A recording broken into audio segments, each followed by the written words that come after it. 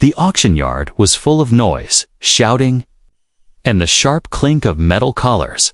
But in one dark corner, no one looked, no one cared, and no one bid. A small alien girl sat there, thin like a stick, skin dirty and bruised, her hands chained in front of her and her mouth shut tight. Not because she wanted to be silent, but because she had no teeth left to speak clearly. No one even bothered to give her a number or a name. She was just worthless stock in the seller's book, something left over, something not even good for cleaning floors. The guards laughed. She can't chew, can't speak, can't even cry. Who's gonna buy that thing? And they walked past her like she was part of the trash. But that day, a strange human came to the auction. An old man, with silver in his hair and a long coat that brushed the dust behind him, walked slowly between the cages. He had calm eyes, and a cane made from old wood. Every few steps, he paused and looked into a cage. His eyes were not cruel, not greedy, not hungry like the others, who came to buy cheap slaves for hard work or playthings. His eyes seemed tired but kind. He didn't speak much. He didn't raise his voice. When the seller asked what kind of servant he was looking for, he just said, "Not a servant." Then he stopped in front of her cage. The little alien girl didn't even lift her head. She had learned that looking at buyers made things worse. Sometimes they spit on her for looking. Other times they grabbed her face to check her teeth. But this man didn't speak, didn't touch. The bars, he just stood there for a long time, watching a breeze moved through the yard. And her chains rattled softly. She coughed, a weak sound that barely escaped her throat. Her body was shaking. But still, she did not beg. She knew begging never worked. The auctioneer laughed. That one? She's no use. Just bones and silence. No teeth, can't work, no manners, just sits there. I'll throw her in with the trash tonight. The human noble didn't react. He reached into his coat and pulled out a small credit chit. Not much. Not even enough to buy a proper droid foot. He held it out to the auctioneer and simply said, "I'll take her." The seller blinked, confused. "You serious?" "That one, she's not even worth." The man cut him off. I said, "I'll take her," and with those words, her chains were unlocked for the first time in years. She was too weak to walk. So one of the guards shoved her toward him. She fell. Dirt clinging to her knees, but he didn't scold her or ask her to hurry. He simply crouched down slowly, helping her to her feet like one might lift a delicate flower bent by the wind. He didn't pull her by the wrist. He didn't tie a rope. He just walked beside her. And somehow her legs moved, slow, unsure. Like walking for the first time, her head remained down the entire time. She didn't understand what was happening. In the hover car, he gave her water. She looked at it like it was poison. He didn't push her. He simply said, "It's clean," and turned his face to the window. After a minute, she drank, slowly, trembling. Some of it fell down her chin, but he didn't laugh or call her messy. He just handed her a soft cloth to wipe her face. They arrived at a large estate, quiet and peaceful, with tall trees and birds singing in the air. She didn't know places like this existed. Her kind were born in tunnels and sold in cages. She had never seen a tree before. He didn't put her in a basement or a servant's room. He gave her a small guest room, clean sheets, soft light, and a bed. She didn't lie on the bed. She sat in the corner, hugging her knees, like in the cage. He left a plate of food by the door and walked away. She didn't eat for hours. Then, at night, when she was sure he wouldn't return, she crawled to the food, smelled it, and then ate it with her fingers, as quietly as she could. For many days, she didn't speak, didn't smile, didn't sleep in the bed. She still thought it was some trick that he would beat her later or sell her again. But he never did. Every day, he greeted her with a calm nod, left food and clean clothes, and said nothing more. Then one night, she stood near the door as he passed by. She opened her mouth, and a broken whisper came out his name. Not fully clear, but he heard it, and... He stopped, turned, and looked at her with surprise. She looked afraid, like she expected punishment, but instead... He gave a soft smile and said, "You don't need to be afraid here." It was the first time anyone had ever said that to her. She didn't know it yet, but something had started to grow inside her. Something that had been crushed for years. A feeling she didn't understand. Hope. She didn't sleep that first night. Not really. She sat on the soft rug beside the bed, arms wrapped around her knees. Eyes watching the wooden door like it would swing open at any second, and the chains would come back. She had slept on cold metal floors her entire life. Hard stone was all she knew. So this warmth. This silence. It felt wrong. It felt dangerous. The old human noble didn't disturb her. He left her alone, placing a fresh plate of food outside the door each morning. Sometimes warm bread, sometimes soft fruits. All easy to chew, the girl had no teeth, and he had noticed that he didn't mock her or ask what happened. He just adjusted her food like it was normal. When she finished eating, she would slide the plate back near the door, always cleaned carefully, as if she was scared of wasting even a single crumb. One afternoon, he returned from the outer fields and found the hallway quiet. He placed a book outside her door and walked away. No words, no orders, just a book. She peeked through the crack after some time, touched the pages, smelled the old paper, and pulled it into her room like a raccoon. Hiding treasure. She couldn't read the words, not yet, but the pictures inside were full of faces. People smiling, playing, running in open fields.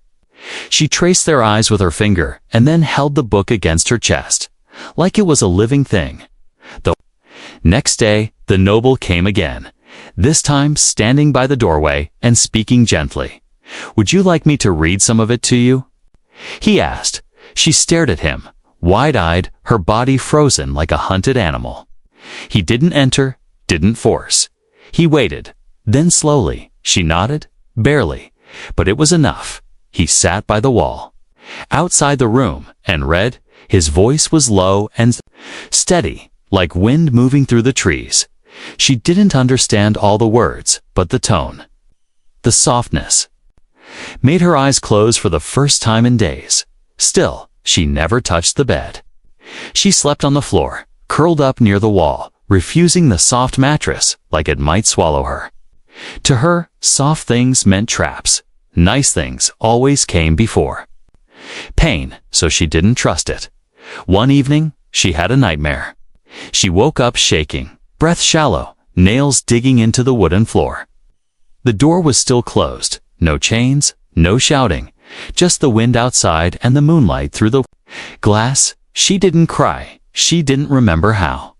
But she picked up the blanket from the bed and wrapped it around her small body, as if the cloth could protect her from her own memories.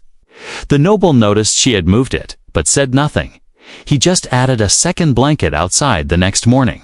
One day, while walking past the main hall, she saw a painting on the wall. It showed a young girl human with a ribbon in her hair and the same eyes as the noble. The girl in the painting was smiling, holding a small alien child by the hand. Her skin was different, but the joy in both faces was the same. She stood staring for a long time. Then the noble saw her there and quietly said, "That was my daughter." She used to say, "Everyone deserves someone to believe in them." The alien girl didn't speak, couldn't, but something changed in her eyes. A flicker of something new. Later that night, she did something unusual. She climbed onto the edge of the bed. Not lying down, just sitting, testing. She kept her back straight, her muscles tight, as if ready to run, but she stayed. Even as sleep tried to pull her in, that was the first time she truly closed her eyes without fear. She dreamed of light, not darkness, of wind brushing her skin and voices that didn't shout. The noble checked on her in the morning and found her sleeping sideways on the bed. The blanket clutched tight in her arms like it was part of her. He didn't wake her, He just smiled and whispered, "Rest well," and walked away quietly. That day, the girl didn't clean her plate. She left a single berry untouched, not because she was careless, but because she had started to believe. There would be more tomorrow. It was a small thing, but it meant everything. The chains were off her wrists now, and slowly, without knowing it, she had taken the first steps toward removing the ones still inside her. She had been born under metal ceilings, raised in the shadows of cargo bays and dark tunnels. The only light she knew came from flickering bulbs or open furnace doors. Even in her cage at the auction, sunlight was blocked by the high walls. So, when the old human noble opened the curtains one morning just gently, with no words, she blinked and hissed, shielding her eyes like it hurt. The light wasn't cruel, but it felt too pure for someone like her. She didn't go near the window for days. She would sit in the corner of the room, stealing glances when the sun shifted across the floor. She watched how it lit the wooden boards, how dust danced like tiny stars in its warmth. And one day, she reached her hand out toward it, fingers trembling. But she stopped halfway, afraid the light might burn her skin or vanish like a dream. The noble noticed, but said nothing. He simply left the door to the garden open one quiet morning and stepped outside. She heard birds, real birds, not recorded sounds from factory speakers, and something stirred in her chest, soft ache. Something strange and heavy, curiosity. Her bare feet moved slowly toward the open door. Her legs were weak, but steady now, and finally, she stepped out. One foot at a time, like walking on sacred ground. The moment the sunlight touched her skin, she froze. It was warm, not painful, and it wrapped around her like a soft blanket. She looked up slowly, really looked hand for the first time. Saw the sky, blue and endless, so wide it made her dizzy. Her breath caught, her fingers flexed, and she reached up as if trying to hold a piece of it. But of course, it slipped through her hands. The wind moved through her hair, brushing her face gently, almost like a mother's hand. And then, she smiled, not fully. Not with her teeth, she had none, but with her eyes. Her whole body. It was a small, bright thing, like a candle in a cold room. But it was real. The noble saw her from a distance, sitting on a wooden bench near the flowers, knees pulled to her chest, face turned to the sun like she was soaking in every drop. He didn't go to her, didn't disturb her moment. He simply watched, quietly, with a kind look in his old eyes. Later, as the sky began to change color and the light softened, she picked a flower, bright yellow, and held it in her hands, turning it over carefully, as if trying to understand why something so simple could be so beautiful. When she returned inside, she carried the flower with her. She placed it beside her bed, like a treasure, and curled up to sleep without fear. That night, she didn't wake from nightmares. The next morning, she did something new. She opened the curtains herself. She let the sunlight in before the noble arrived with breakfast. She sat in it, cross-legged on the floor, and closed her eyes. Her thin frame looked small in the light, but peaceful, strong in a different way. The noble placed the tray down quietly and said, "You like the sun?"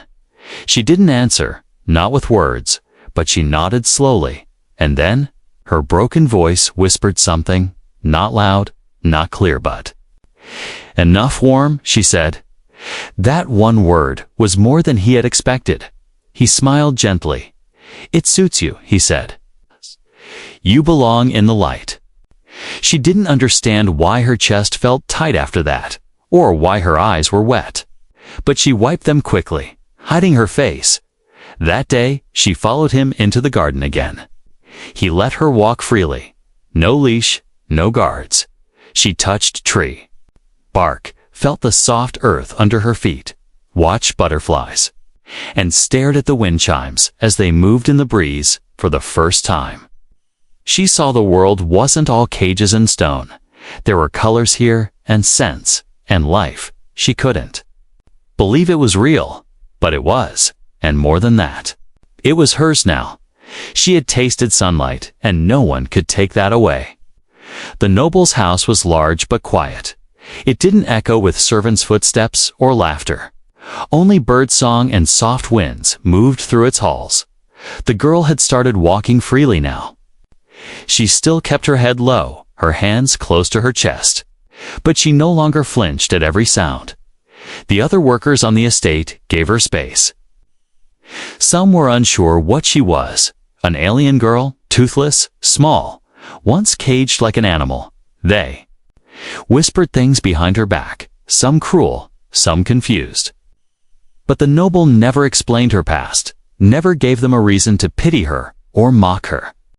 He simply introduced her by name, her new name, the one she had whispered one night while crying into her blanket. It was a soft name, but hers alone, one evening. A group of noble visitors arrived, men and women in shining robes and polished boots. They came with smiles too wide, laughs too loud, and eyes that searched the house like hunters. They were not like him. They brought gifts, offered drinks, and talked about politics.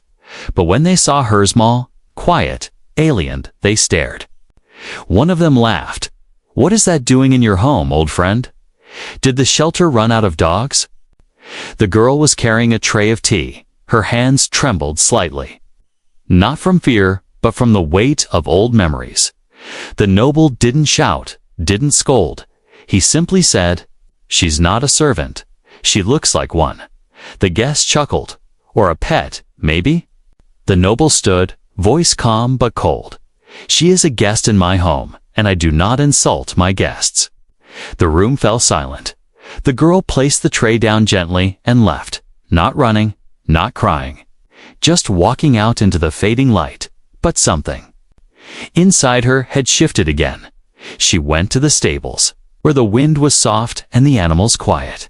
She liked the horses. They didn't talk or judge. They just existed, simple and strong. She was brushing one of them when she heard a scream. A child's scream. Her heart froze. Then it moved faster than ever before. She ran outside, barefoot, down the gravel path toward the woods, her eyes sharp, her breath hard. And then she saw it, a human child, the noble's little niece, cornered by a beast from the forest, a long, shadowy creature with sharp fangs and hungry eyes. The child couldn't move. She was frozen in fear.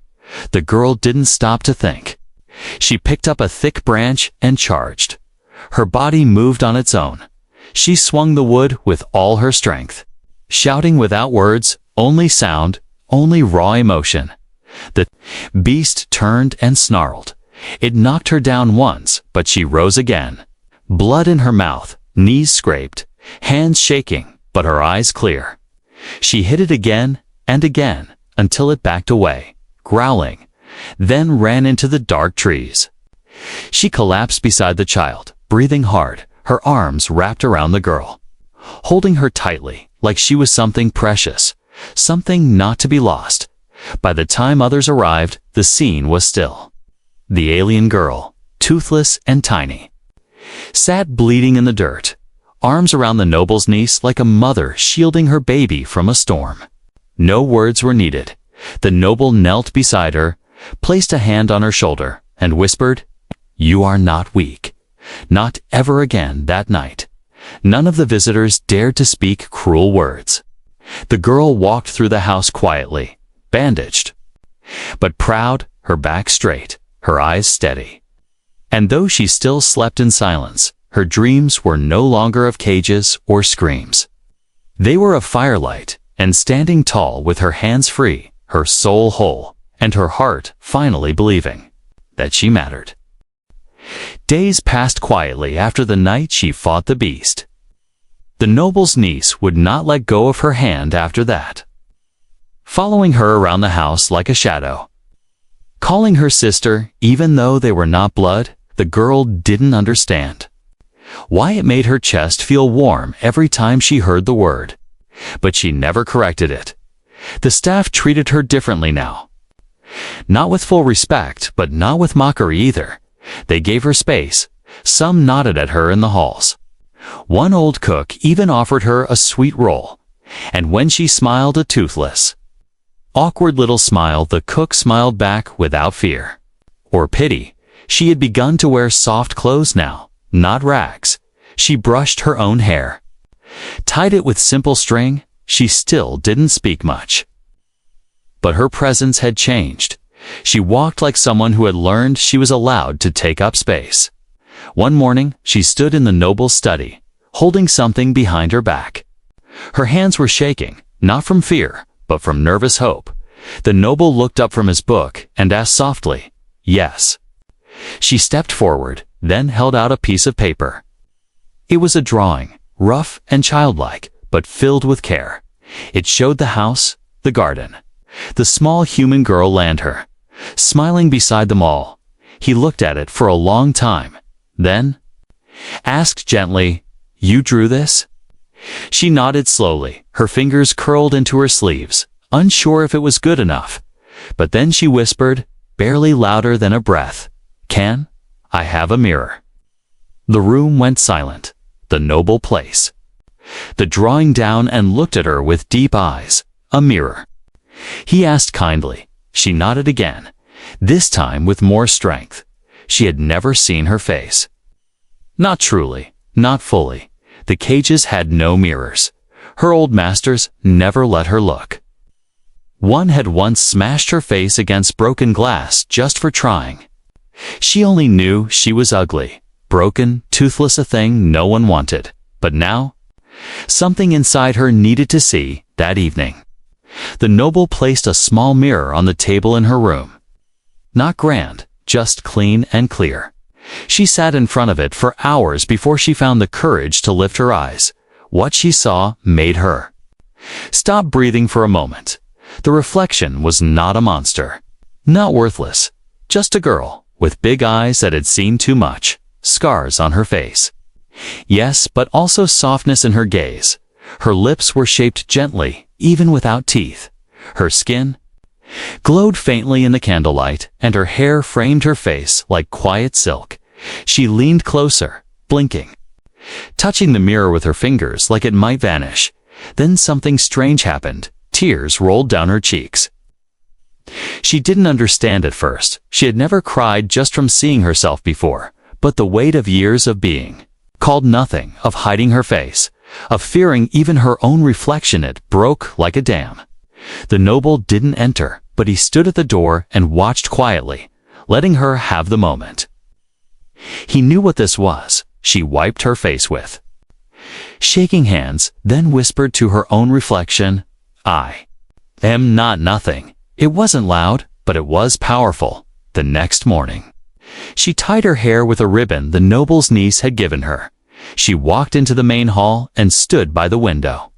Sunlight hitting her face fully now. She no longer turned away from the light. The staff noticed, even the guests noticed. Some said nothing, but many saw it, the way she stood straighter, the way she met eyes without flinching.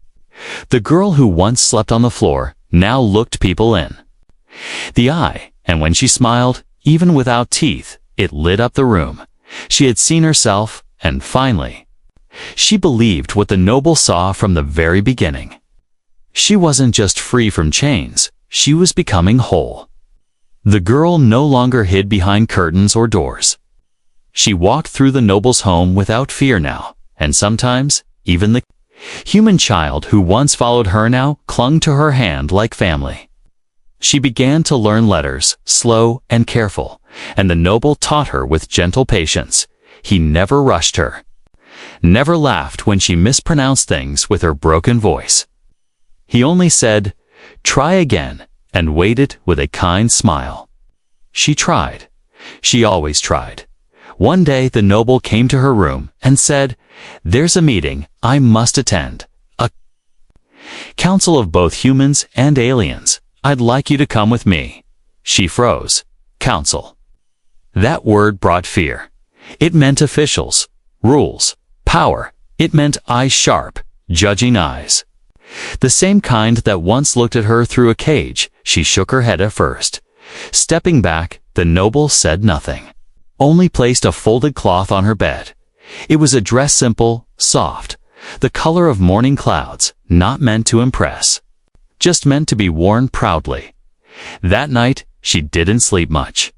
But by morning, she wore the dress. They traveled together in silence. The hovercraft passed through golden fields and floating cities until it reached a glass tower where the council gathered. Inside, voices echoed, languages mixed, and the air was thick with tension. Officials of all species sat in rows, some cold, some bored, some curious, and when she entered beside the old noble, every head turned, a few whispered, some stared. She felt her hands shaking. But the noble touched her shoulder and said, "They don't know who you are yet. That's why we're here, at first."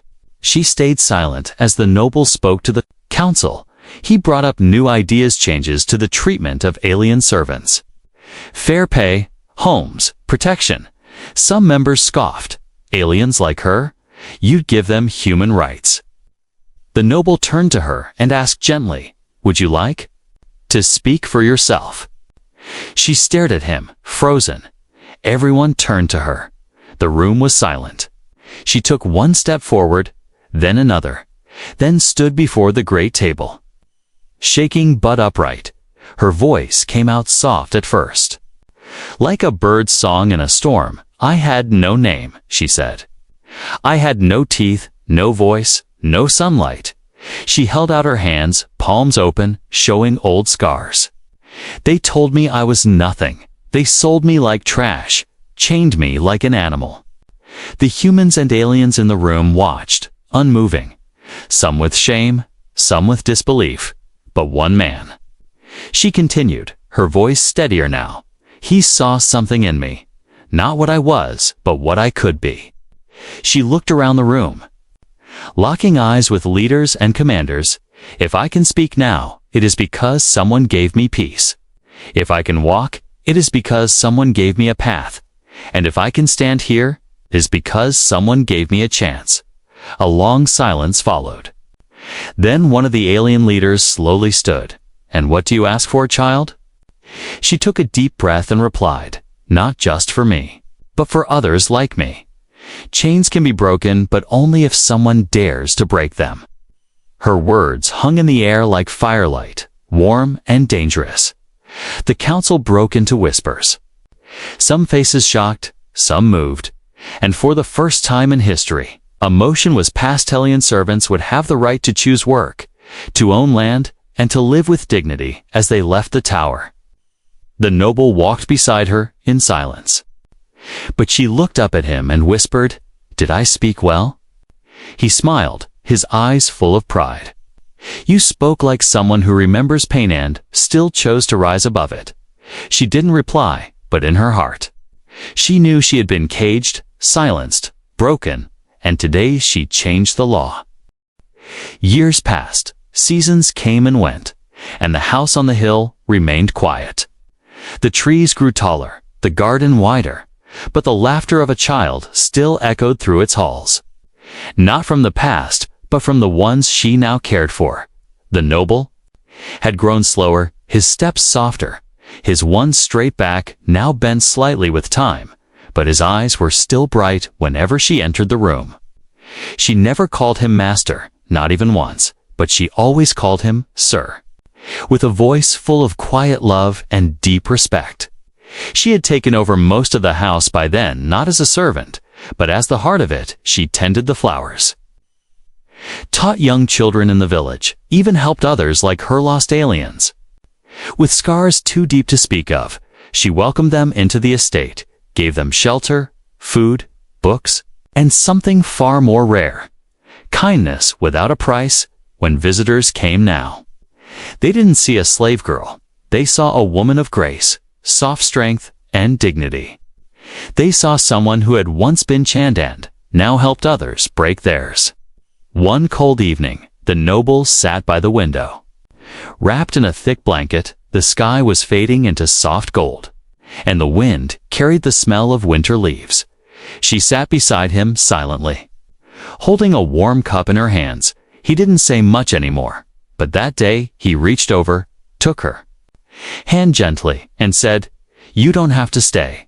You're free. You've always been free." She looked at him for a long time, her fingers trembling slightly, then shook her head. "I choose to stay," she whispered, "because I belong here. Like sunlight belongs to the morning." He smiled at that. A few days later, he closed his eyes for the last time, peacefully, without pain, as soft snow fell outside his window. He didn't leave her alone. He left her everything: his home, his land, and his name, not out of charity, but because he knew she had earned every bit of it with the strength he had always seen in her. The day of his funeral, the house was full. Humans and aliens stood side by side, silent and respectful. Many of them had once been in chains, now free, because of what she and the old noble had started together. She didn't speak much that day, but at night, after everyone had left, she lit a single candle and placed it near his portrait. Her voice cracked as she whispered, "Thank you for seeing me when I didn't even know I existed." Then she placed a mirror beside the candle, not for him, but for others who would come after, so they too could see themselves clearly, not as things, not as forgotten servants, but as people who deserved light. She never wore chains again. Instead, she wore a small silver pin shaped like a sun, and every child who came to her door would hear the same words she once received in a quiet garden years ago: "You don't belong in chains." You never did, and they believed her because she had lived it.